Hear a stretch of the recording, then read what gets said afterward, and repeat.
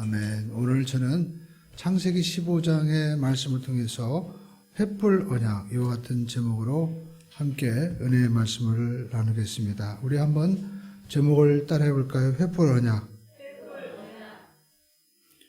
제가 저희 가족들과 함께 오래전에 동해에 가서 한번 서핑을 한번 해본 적이 있습니다. 서핑하는 것은 우리가 서핑 보드라고 하죠. 빨래판과 같은 곳에 올라타가지고 파도를 타고 이렇게 하는 겁니다. 그런데 잘하는 사람들은요, 큰 파도가 이렇게 오기 전에 파도를 먼저 자기가 그곳에 파도가 덮치기 전에 파도를 타야만이 이제 파도를 즐기면서 서핑을 할 수가 있는 것입니다. 그런데 우리가 신앙의 세계도 여러분 마찬가지입니다. 아니, 인생을 살 때도 마찬가지입니다. 지금 우리가 살고 있는 이 시대는 그 과거 어느 때보다도 엄청난 변화의 물결이 우리에게 지금 덮쳐오고 있습니다. 그래서 이 변화하는 시대의 리더들은 이 변화하는 파도가 우리를 덮치기 전에 먼저 그 파도 위에 올라타는 것이죠. 우리가 2022년도가 돼가지고 그때 가서 계획을 하고 준비하면 이미 늦어버린 겁니다. 우리는 벌써 준비해야만 되는 거예요. 그래서 이 11월 달에 우리는 이제 다가오는 2022년도를 바라보면서 앞으로 이 변화하는 시대에 어떻게 내가 이 변화하는 파도에 올라탈 것인가, 이것을 우리가 먼저 기도해야만 된다라는 것입니다. 우리는 무엇보다도 이 변화하는 시대에 변하지 않는 발판 위에 서야 돼요. 그것이 무엇일까요? 바로 하나님의 말씀인 것입니다. 그래서 이 세상의 파도가 변한다 할지라도 변하지 않는 이 보드 위에 올라타면, 이 말씀과 기도 위에 올라타면 우리는 이 변화하는 파도 속에서 승리하는 그러한 삶을 우리가 살 수 있게 되는 것입니다.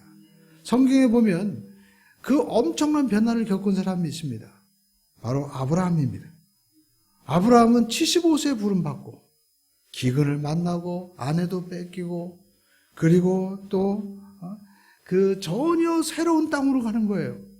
그가 살고 있던 땅에서 전혀 새로운 삶으로 변화되는 그런 삶을 겪었는데, 그는 놀랍게도 믿음의 조상이 되고 하나님이 최고로 인정하시는 복된 인물이 되었다는 것입니다. 그러면 아브라함은 어떤 믿음, 그 변화하는 세상의 파도 가운데 어떤 믿음의 보드 위에 그는 타고 올라갔을까? 첫 번째, 아브라함은요, 하나님의 부르심에 순종하는 믿음을 지녔습니다. 우리 한번 따라하겠습니다. 하나님의 부르심에 순종하는 믿음을 지녀야 합니다. 하나님의 불렀다는 것은 부른 장소가 있겠죠. 그러니까 이 부른 장소는 어떤 지역뿐만 아니라 그가 살고 있던 문화, 그가 경험한 그 모든 세계를 떠나는 거예요. 그래서 우리가 이 아브라함의 이야기는 창세기 12장에 나오지만 11장 후반절에 보면 그의 가족과 그가 살았던 그 지역의 이야기가 짧게 소개되고 있습니다. 창세기 11장 27절을 보면 이와 같이 말씀하고 있습니다. 아버지가 나와요. 아브라함의 아버지. 함께 읽어보겠습니다. 데라의 족보는 이러하니라. 데라는 아브라함과 나홀과 하란을 낳고 하란은 롯을 낳았다. 그러니까 우리가 알고 있는 유명한 이 아브라함의 조카 롯이 바로 이 하란이 낳은 아들인데, 그 아버지, 할아버지 데라가 아브라함과 그리고 또 누구를 낳았습니까? 바로 나홀과 하란, 삼형제를 낳은 거예요. 그 삼형제 중에서 바로 하란이 죽고 조카로만 남게 된 것입니다. 그러니까 우리가 알 수 있는 것은 이 아브라함은 그의 아버지 데라가 삼형제를 낳았는데 그 삼형제 중에서 한 명이 죽었다는 것을 우리가 알 수 있죠. 그리고 아버지가 오래 사셨습니다. 성경에 보면 우리가 아버지 나이가 정확히 나오죠. 창세기 11장 32절에 보니까 데라가 몇 세까지요? 205세가 되어서 하란에서 죽었다고 말씀을 하고 있습니다. 아브라함은 75세에 부름받았어요. 그러니까 아브라함은 아버지를 75년이나 모신, 지금으로 말하면 아주 효자 중에 효자죠. 어떻게 보면 하나님이 그렇게 아버지를 잘 섬기니까 하나님도 잘 섬길 거 아니에요. 그래서 아브라함을 부르셨다라고 생각을 합니다. 그런데 아브라함은 순탄한 삶이 아니었습니다. 우리가 잠깐 보았지만 3형제 중에 한 사람이 죽었어요. 우리가 형제가 죽는 것이 간단하게 나왔지만 그가 자연사인지 사고사인지 모르지만 아브라함에게는 큰 충격이 되었을 것입니다. 전에 제가 알고 있던 한 목사님이, 미국에 계신 목사님이 자기 간증을 하시는데 자기 동생이 중국에서 사업을 하는데 사업의 규모가 매우 컸습니다. 그런데 다 뺏겼어요. 충격으로 인해서 죽은 겁니다. 그래서 자기도 미국에 사업을 하고 있었는데 정리를 하고 하나님의 종이 됐어요.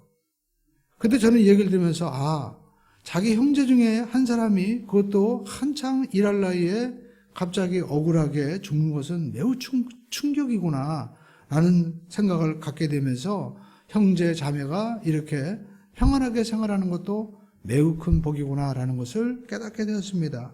그래서 아브라함은 형제가 죽는 고통이 있었던 것입니다. 그리고 성경에 보면 그가 장가들어서 사는 얘기가 나오죠. 우리가 창세기 우리가 11장 28절 29절을 보십시오. 하라는 그 아비 데라보다 먼저 고향 갈대아인의 우리에서 죽었더라 라고 말씀하고 있습니다.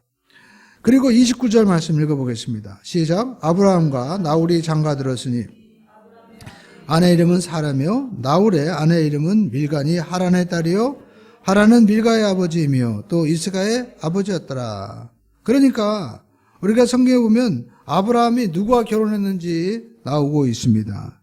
그리고 나중에 아브라함의 아들이었던 이삭이 장가를 드는데 그 바로 하란 땅에 살고 있었던 밀가가 나오죠. 그러니까 고대는 근친 결혼했기 때문에 그 이야기의 배경이 나오고 있는 거예요.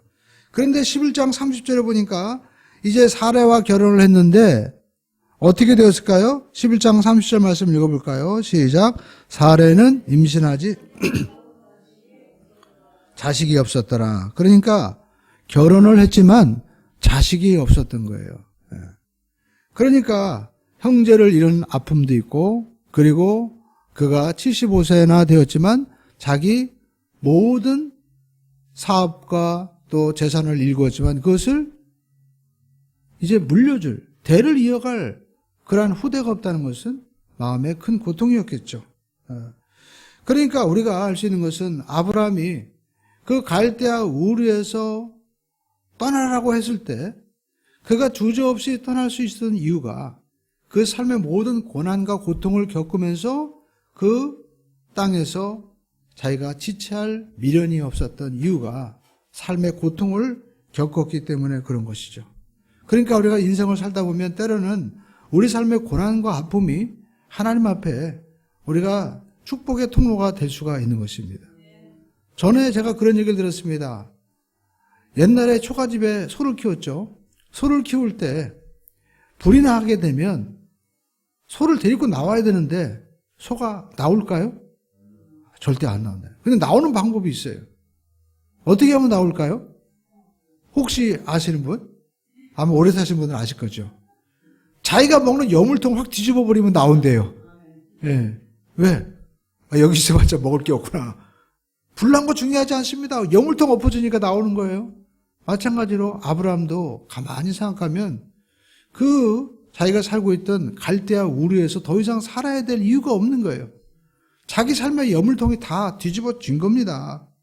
그래서 여러분 성경에 보면 아브라함이 창세기 12장 1절에 보니까 하나님의 말씀을 듣고 순종해서 가나안 땅으로 갑니다. 한번 12장 1절의 말씀 읽어볼까요? 시작. 야훼께서 아브라함에게 이르시되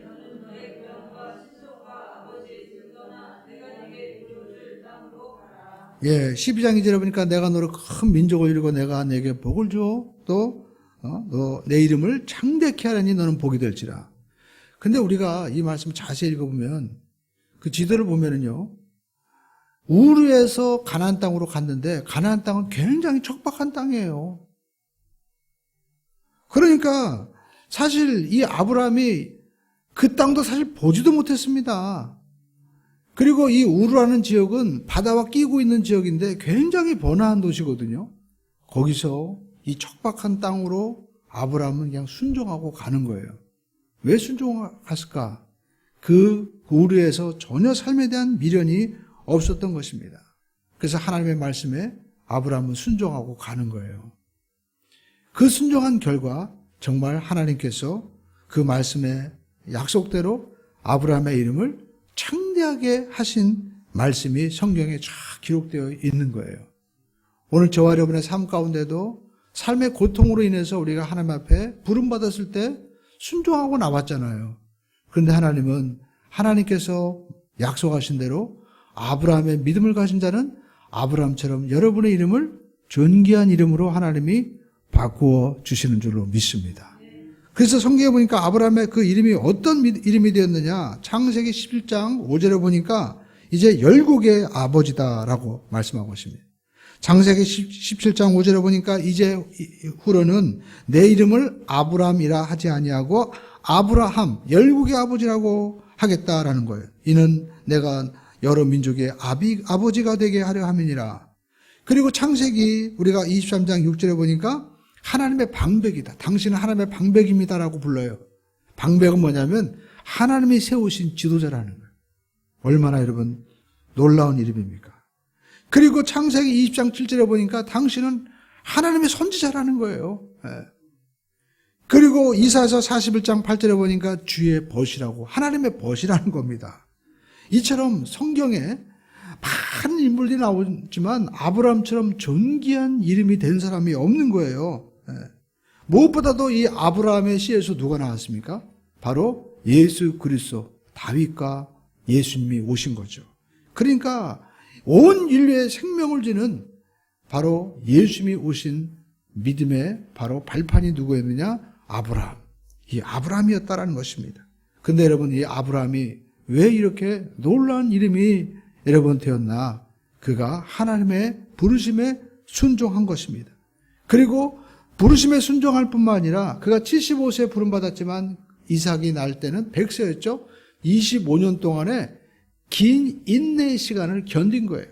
그래서 이 말씀을 묵상할 때 보면 우리가 하나님의 부르심에 순종하고 우리가 인내하면 우리는 하나님처럼, 우리가 아브라함처럼 그 약속의 말씀이 내 삶 가운데 이루어지는 언약의 축복을 받게 되는 주인공이 다 될 줄로 믿습니다. 그래서 2022년도를 향해서 하나님이 여러분들 부르고 계시는 거예요. 내가 너로 복을 주겠다. 아멘. 내가 너로 복을 주겠다. 내가 내 이름을 창대하겠다. 내가 너에게 바로 복의 복을 더해서 복이 아예 근원이 되게 하겠다는 거예요. 이처럼 놀라운 복이 어떻게 있어요? 그래서 저와 여러분들은 떠나야만 되는 겁니다. 할렐루야. 신앙은 떠나는 겁니다. 여러분, 하나님께서 우리에게 보여줄 놀라운 세상으로 떠나는 거예요. 근데 그 콜링 앞에 우리가 순종하는 겁니다.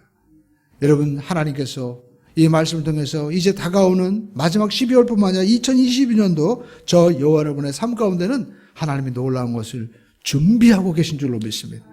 그리고 여러분, 이 아브라함의 믿음은 두 번째 어떤 믿음이었습니까? 우리 함께 하겠습니다. 하나님의 도우심을 감사하는 믿음을 지녀야 합니다. 우리가 성경 창세기 14장을 보면 어떤 이야기가 나옵니까? 아브라함의 조카가 나오죠. 조카가 이제 당시에 가장 좋은 도시였던 소돔과 고모라에 살게 됩니다. 근데 여러분, 우리가 보면은 사람들이 좋은 곳에 살려고 하잖아요. 그런데 우리가 알 것은 세상에 그런 말이 있죠. 뭐 뛰는 놈에 난 놈이 있고 난 놈에 붙어 있는 놈이 있다 하는데 더 무서운 놈이 있는 것 같아요. 훔쳐가는 놈. 도둑놈이 제일 무서운 거예요. 도둑놈이 여러분 있습니다, 진짜. 여기 보니까 아브라함의 조카 롯은요, 이렇게 좋은 데 가서 살면 다 끝날 줄 알았어요. 근데 성경 창세기 14장에 보니까 저기 변방에 있던 네 왕이 계략을 꾸밉니다. 14장 1절에 보니까 당시의 신할왕, 그 다음에 또 엘라살왕, 엘람왕, 그 다음에 고임왕, 이 네 사람이, 네 왕이 모여가지고, 야, 저 소돔과 고모라 굉장히 잘 사니까 거기 한번 우리가 털자. 그래가지고 와가지고요, 다 털어갑니다. 여러분 14장 11절 보시죠. 네 왕이 소돔과 고모라의 모든 재물과 양식을 빼앗아가고, 그래가지고 소돔과 고모라에 있는 누구까지요? 조카 롯도 사로잡혀가고 재물까지 노력하여 갔더라. 그러니까 여러분, 진짜 복은요, 재물을 얻는 게 복이 아니에요. 하나님과 함께하는 게 복이에요. 할렐루야. 우리 초등학생이나 이런 우리 학생들은 전혀 새로운 세상에 살 겁니다. 그런데 여러분, 우리가 새로운 세상에 많은 물질과 혜택을 누리는 것보다도 더 중요한 것은요, 하나님 잊어버리면 도둑놈한테 다 뺏겨버려요. 진짜 도둑놈이 누굽니까? 마귀와 사탄입니다. 물질보다 영혼을 도둑질하는 게 제일 무서운 거예요. 우린 그걸 모르고 삽니다. 이미 여러분 그것을 간파하는 소설들이 있죠. 여러분 기회가 되시면 한번 읽어보시죠. 파우스트라는 소설. 예. 영혼을 훔치는 마귀가 있다는 거예요. 자, 근데 이 아브라함이 이 조카 롯과 모든 재물을 빼앗기니까 어떻게 해요? 자기를 어떻게 보면 배반하고 떠난 거거든요. 예. 소유권 때문에 막 다툼이 일어나가지고, 야, 네가 좋은 거 가져라고 했더니 제일 좋은 곳으로 가버렸어요.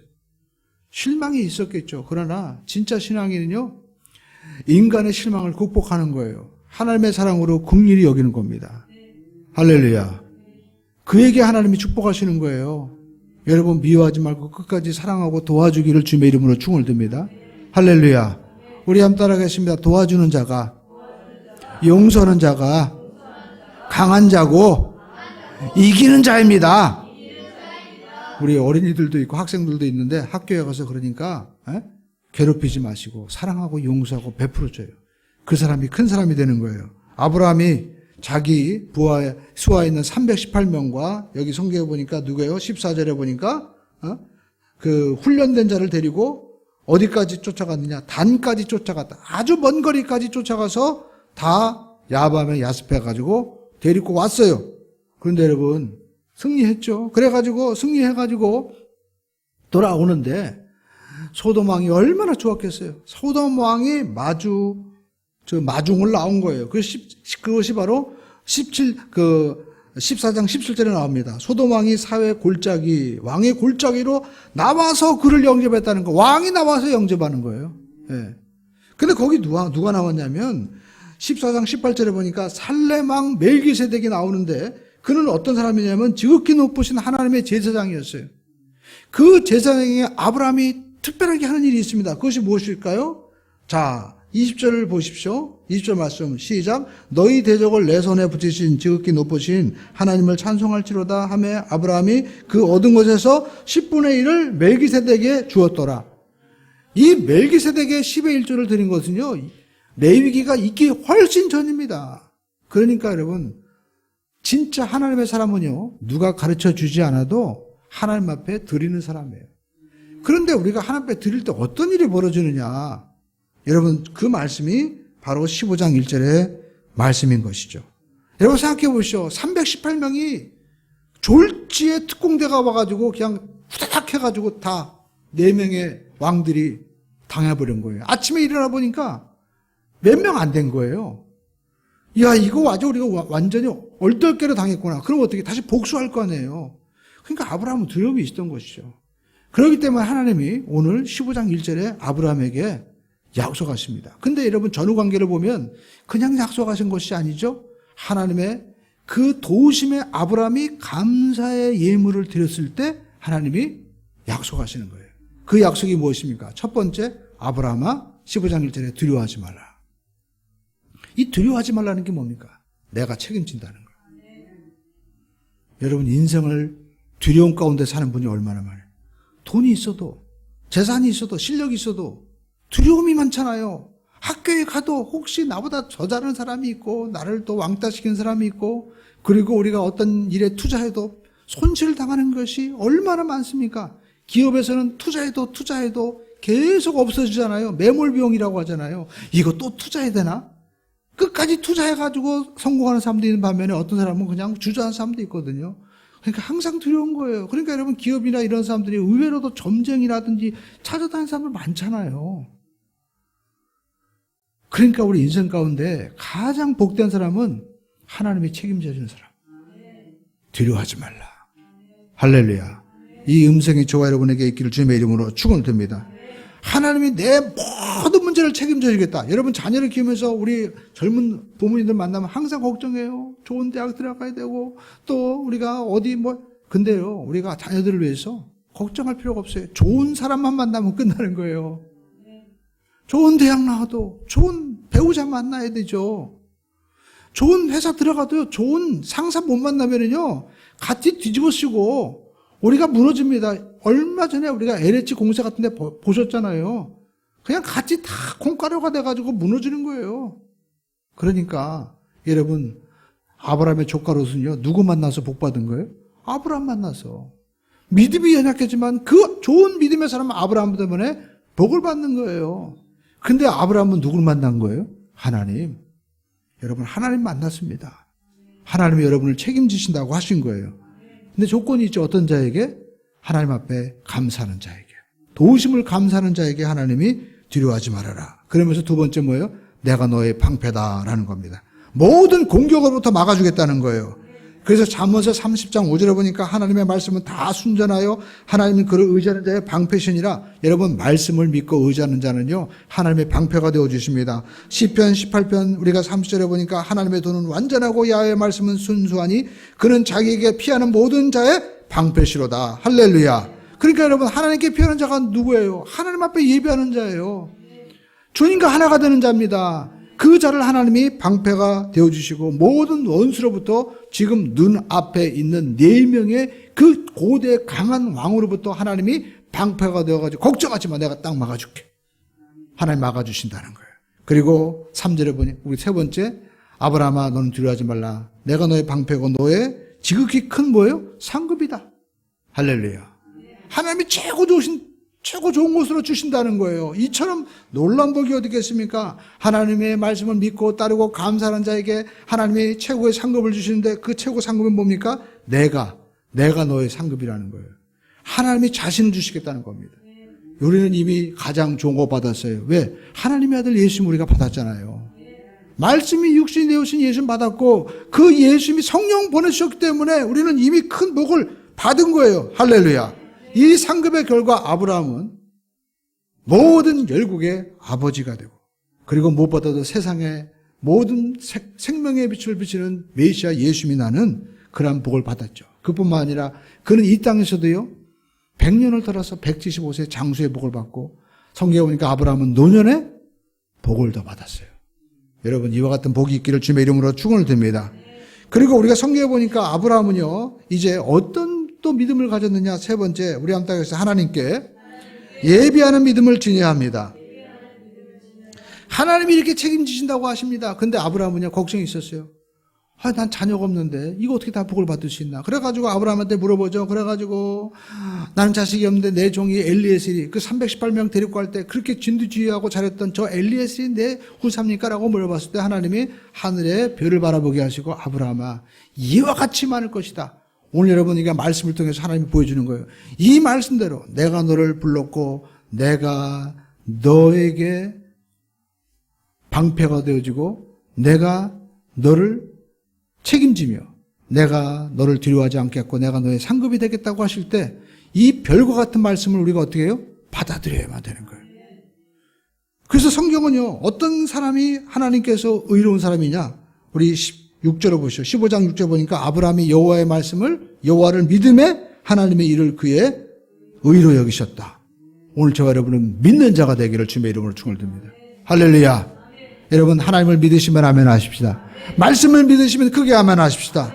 믿어야만 되는 거예요. 그랬더니 하나님 이제 말씀을 믿었을 때 하나님께서 이제 그 모든 축복을 이룰 수 있는 약속을 주십니다. 내가 너에게 땅을 다 주겠다는 거예요. 성경 보십시오. 8절에 보니까 그가 이르되 주 야훼여 내가 이 땅을 소유로 받을 것을 무엇으로 할리까? 하나님이 가나안 땅을 다 주겠다고 이제 말씀을 하시고 자녀도 주겠다고 하는데 하나님 뭔가 확정을 달라는 거예요. 그런데 하나님께서 9절에 보니까 나를 위하여 3년 된 암소 그다음에 또 순양 산비둘기 집비둘을 가져다가 어떻게 해요? 제사 지내라. 이게 뭐예요? 예물을 드리고 예배하라는 거예요. 그러니까 우리가 하나님 앞에 어떤 믿음을 가져야 되냐? 예배하는 믿음을 가질 때 저와 여러분이 하나님께서 주시는 이 모든 땅과 기업을 얻을 수 있는 확실한 증표를 보여주신다는 거예요. 그런데 그 예배가 3년이라고 말씀하고 있죠. 이 무엇을 뜻하는 것일까요? 여러분 3년은요. 바로 다른 것이 아닙니다. 우리 함께해서 하나님 앞에 온전한 예배를 드리자. 예, 온전한 예배. 왜냐하면 짐승도 키우면 맨 처음엔 어리잖아요. 제가 KBS 다큐를 보니까 저기 창덕궁에 이야기가 나오더라고요. 제가 어렸을 때 많이 가봤거든요. 근데 그게 수십 년 동안 이렇게 닫혀 있었어요. 근데 이제 오픈해가지고 아주 입장객을 제한해가지고 이렇게 보여주는데 거기에 무엇이 사나 보니까 온갖 그 새들과 그 다음에 생태계가 보존되어 있는 거예요. 근데 제가 아주 유심히 본 게 뭐냐면 거기에 꿩이 사는데 꿩이 새끼를 낳아요. 그 꿩의 새끼가 이름이 뭔지 아세요? 꺼벙이. 조그만 거예요. 꺼벙이 새끼들이 이제 엄마를 쫓아다니는데 세상에 야, 이 꿩이요 이렇게 눈치를 주는데도 이렇게 그 수로 밑에서 숨어 있어요. 그런데 이 꺼벙이 새끼들을 노리는 게 있어요. 고양이. 그리고 또 까치가 무섭더라고요. 까치가. 네. 그래가지고요, 이 꺼벙이 새끼들을 까치가 나중에 앞부터 다 잡아먹는 거예요. 진짜 너무 진짜 무서웠어요. 네. 그래서 우리가 가만히 보니까 이 꺼벙이 새끼들이 조금만 크면은 좀 이기는데 너무 적으니까 그냥 무기력하게 죽는 거예요. 그러니까 하나님이요, 예배드릴, 제물을 드릴 때는 꺼벙이 같은 거 원하지 않으셔. 적어도 이제 3년 된 거. 아주 3년 됐다는 건 뭐예요? 건강하고 재구실을 할 수 있고 아주 상태가 좋은 거예요. 그러니까 그걸 제물로 드리라는 건 뭐예요? 여러분이 하나님 앞에 나올 때 꺼벙이 가지고 나오지 말라는 거예요. 좋은 것 가지고 나와라는 거예요. 그래서 옛날에 우리가 예배할 때 어떻게 해요? 머리도 잘 빗고 옷도 깨끗한 거 좋은 거 입고 그걸 내 자신을 드린다는 거. 로마서 12장에 나오잖아요. 너희 몸을 하나님이 기뻐하시는 예배로 드려라. 여러분 최고로 좋은 옷 입고 최고로 좋은 거 신고 하나님 앞에 드리세요. 그래야만이 하나님이 역사하십니다. 그래서 최고 좋은 거 드려라 라고 말씀하고 있죠. 이게 뭐예요? 온전한 예배예요. 예배가 왜 중요하냐? 학교에서 나오죠. 학교에서 우리가 1장 4절에 보면 하나님이 말씀합니다. 학교 선제를 통하여. 학교에서 1장 3절에 보니까 여호와의 말씀이 학교에게 임하니라 그러면서 이르시되 학교에서 1장 4절에 이 성전이 황폐하게 되었거늘 너희가 그때 편박한 집에 거주하는 것이 옳으냐. 그러니까 너희 집은 좋은데 왜 성전을 황폐하게 냈느냐 이거예요. 그러면서 이 무너진 성전의 결과가 무엇이냐. 학교에서 1장 10절에 보니까 그러므로 너희로 말미암아 하늘이 이슬을 그쳤고 땅은 산물을 그쳤으며 농사에도 소출이 없다는 거예요. 그러면서 내가 이 땅과 산과 곡물과 새 포도주와 기름과 땅의 모든 소산과 사람의 가축으로 수고하는 모든 일에 한제를 들겠다는 거예요. 여러분 하나님을 떠나면은요 예배가 사라지면 되는 것 같은데 안 되는 거예요. 이게 참 희한한 일이죠. 그래서 이스라엘 백성들은 맞아. 우리는 하나님의 백성이야. 하나님 앞에 예배해야 돼. 그래서 성전을 다시 수축했어요. 그때 하나님께서 학교에서 2장 8절에 뭐라고 말씀하고 있습니까? 함께 한번 학교에서 2장 8절 함께 읽어볼까요? 시작. 은도 내 것이요 금도 내 것이요 만군의 여호와 하나님 거예요. 하나님이 사랑하는 자에게 주신다는 거예요. 그뿐만 아닙니다. 학교에서 2장 19절에 보니까 고식 종자가 아직도 창고에 있느냐? 포도나무, 무화과나무, 송리나무, 감람나무의 열매가 맺지 못하였느니라. 맺지 못한다는 거예요. 하나님 앞에 예배하지 못하고 하나님 앞에 온전하게 우리가 나가지 못하면요 열심히 노력하는데 헛것이 되는 거예요. 그런데 성경에 뭐라고 말씀합니까? 오늘부터는 따라하겠어요. 오늘부터는 내가 너희에게 복을 주리라. 성전이 회복된다는 게 뭡니까? 예배가 온전한 예배가 회복된다는 거예요. 그뿐 아닙니다. 학교에서 2장 20절에 여러 왕국들의 보좌를 엎을 것이요 여러 나라의 세력을 말할 것이요 그 병거들과 탄자를 엎어뜨리리라. 그러니까 여러분 승리하는 인생이 되게 한다는 거예요. 여러분의 자녀가 아무리 좋은 학교, 여러분 남편이 아무리 좋은 일을 한다 하더라도요 예배가 무너지게 되면 한계가 드는 거예요. 그러나 예배가 회복되면 하나님이 이기게 해주시고 열매를 맺게 하시고 복되게 하신다는 겁니다. 우리 어린 영혼들도 이 말씀을 명심하고 예배를 회복하게 되기를 주님의 이름으로 축원드립니다. 그러니까 이스라엘 백성들이 그렇게 수천 년 동안 나라를 빼앗기 때문에 지금 어떻게 해요? 철저하게 예배하는데 보니까 식사를 할 때도 아버지가 자녀를 축복하더라고요. 안수해줘요. 왜? 예배를 잊어버렸더니 다 잊어버렸거든요. 근데 여러분 우리는 이 예배 완성되신 예수님 안에 있는데 왜 축복을 못 받겠어요? 그런데 여러분 이 예수 안에서 온전한 예배를 드려야 된다라는 겁니다. 그것이 바로 3년 된 이 암소 또 순념소의 순양의 비결인 거예요. 그리고 보니까 두 번째 재물을 쪼개라라는 겁니다. 우리 한번 하겠습니다. 그 재물을 쪼개자. 성경에 보니까 10절에 아브라함이 그 모든 것을 가져다가 그 중간을 쪼개고 그 쪼갠 것을 마저 대놓고 말씀하고 있죠. 여기 보니까 예물이 쪼개진 거예요. 쪼개졌다는 건 뭡니까? 하나님 앞에 내가 회개하고 내 자신을 깨뜨린 거예요. 내 자아를 깨뜨린 예배. 어떤 분은 예배할 때도 가인의 예배 있죠. 내 고집 내세우고 내 방법대로. 하나님이 안 받으시는 거예요. 그러나 아벨의 제사는 순종하는 예배였습니다. 성경에 보니까 예수님 당시에도 바리새인이 뭐라고 기도합니까? 하나님, 난 저 세리처럼 저는요 저렇게 되지 않으니까 감사합니다. 그러면서 나는 11조도 하고 다 했다 막 해요. 근데 그런 건 했지만 뭐가 안 쪼개진 거예요? 마음이 안 쪼개진 거예요. 근데 세리는요, 하나님 저는 죄인입니다. 그러면서 애통하고 회개하는 거예요. 예수님 뭐라고 말씀하십니까? 저 세리의 기도를 하나님이 받으시고 저 세리가 복이 있다고 얘기하시잖아요. 나는 의인을 불러온 것이 아니라 죄인을 불렀다고 얘기하시잖아요. 하나님 앞에 나는 연약합니다 라고 깨어져야만 되는 거예요. 내 자랑, 내 계획, 내 모든 고집이 다 깨어져야만 되는 것입니다. 왜냐하면 하나님이 이미 다 아시는 거예요. 하나님이 우리의 모든 심령을 아시기 때문에 사람은 속일 수 있지만 하나님은 절대로 속일 수가 없고 그 마음의 중심을 하나님이 보시는 것입니다. 오늘 여러분 이 시간에도 하나님 앞에 하나님의 도우심이 없이는 저는 나갈 수가 없습니다. 주님 저를 정말 도와주세요. 나는 간절한 마음으로 여러분이 온전한 것 가지고 쪼개고 나가면 하나님이 어떠한 역사가 일어납니까? 하나님의 불의 역사가 일어나는 거예요.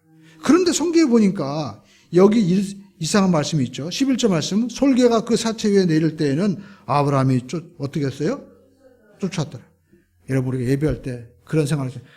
집에 뭐예요? 가스불 끄고 왔나? 그죠? 갑자기 그 생각이 왜 나는 거예요? 자동차가 키를 잠궜나? 그리고 또 우리가 뭐 회사 일을 다 마무리했나? 하면서 잡생각이 드는 겁니다. 욕심이 들어가는 겁니다. 우리 삶 가운데 때로는 미혹의 마음이 들어오는 거예요. 그게 뭐예요? 솔개인 거예요. 하나님의 쪼갠 마음을 와가지고 그걸 훔쳐가려고 하는, 마치 까치처럼 꺼벙이 잡아 먹으려고 하는 것처럼 우리 삶 가운데 하나님의 은혜와 축복을 빼앗으려고 하는 솔개가, 마귀가 역사하고 있는 거, 그걸 쫓아야만 되는 겁니다. 그러므로 저와 여러분의 삶 가운데 여러분이 이 말씀을 잘 깊이 생각하십시오. 근데 여러분 이렇게 하나님 앞에 예배할 때 하나님이 어떻게 역사하셨습니까? 자, 성경은요, 아브라함이 하나님께서 약속을 받습니다. 16절에 보니까 내 자손은 4대 만에 이 땅으로 돌아온다. 너는 큰 민족을 이루어가지고 이 땅에 온다는 거예요. 그 말씀이 요셉에 의해서 이루어지죠. 그러면서 17절에 말씀하고 있습니다. 읽겠습니다. 시작. 해가 져서 어두울 때 연기 나는 화로가 보이며 타는 횃불이 쪼갠 고기 사이로 지나더라. 하나님이 횃불로 보여주시는 거예요. 할렐루야. 그 횃불이 누굽니까? 우리가 출애굽해 보면 모세가 하나님 앞에 떨기나무 가운데 만나죠? 바로 그 횃불인 거예요. 근데 여러분 그 횃불이 지금 어디에 임한 거예요? 사도행전에 보니까 오순절 마가다락방에 각 사람 머리 위에 뭐같이요? 불의 같이 갈라지는 것이 임하니라. 할렐루야. 오늘 여러분 성령의 불이 저와 여러분의 삶 가운데 임한 것입니다. 그래서 하나님 앞에 오늘 아브라함처럼 우리가 믿음을 가지는 거예요. 하나님의 부르심에 순종하는 그러한 믿음, 하나님의 도우심에 감사하는 그러한 믿음을 가질 때 하나님께서 뒤로 하지 말라. 내가 너의 방패가 된다. 내가 너의 상패가 된다. 상급이 된다. 그래서 하나님, 그럼 내가 어떻게 믿을 수 있습니까? 예배해라. 하나님 앞에 예배합니다. 하나님 앞에 3년 된 것, 온전한 것을 드리고, 하나님 앞에 또 우리가 예배합니다. 하나님 앞에 이 3년 된 걸 가지고 쪼개는 거예요. 쪼개야만이 그 속에 있는 내장이나 부패한 거 다 드러나고 다 하나님 앞에 온전하게 향기나는 제물을 드릴 수 있잖아요. 그런데 여러분 그 가운데도 마귀가 역사하는 거예요. 그 솔개를 쫓고 나갈 때 어떤 역사가 일어납니까? 하나님의 횃불이 임하는 거예요. 성령의 불이 임하는 겁니다. 그러니까 하나님이 예배를 통해서 확증해 주시는 거예요. 그러면서 너는 반드시 큰 민족을 이루고 4대 만에 돌아오게 될 것이다. 할렐루야. 이 약속의 말씀을 받았기 때문에 아브라함은요 흔들리지 않았던 겁니다. 그렇게 애굽에서 고난을 당하고 그렇게 기근을 만나고 그리고 자녀가 없어서도 그 약속의 말씀을 기억하면서 하나님의 약속의 말씀은 반드시 이루어진다는 믿음에 있어서 승리한 것입니다. 오늘 저와 여러분의 삶 가운데 여러분 우리는 이 변화하는 시대, 이 변화하는 이 파도 가운데 우리가 휩쓸리지 않기 위해서는 마치 베드로가 예수님 바라보고 풍랑이는 파도 가운데 걷듯이 우리는 말씀을 바라봐야 되는데 이 말씀의 보드 위에 올라타면 우리는 승리할 수 있습니다. 오늘 여러분 이 아브라함의 이 말씀을 바로 나의 믿음으로 삼게 되기를 주님의 이름으로 축원드립니다. 그래서 갈라디아서는 아브라함의 믿음을 가진 자는 아브라함의 복을 받는다는 거예요. 우리가 할례를 받는 것이 아닙니다. 사도 바울은 너희는 육신의 할례가 중요한 것이 아니라 마음의 할례 받아야 된다. 너희가 믿음을 가져야 된다. 요즘 말로 말하면 뭐예요? 좋은 교회, 좋은 목사님 밑에 있다고 되는 게 아니에요. 여러분의 믿음이 중요한 거예요.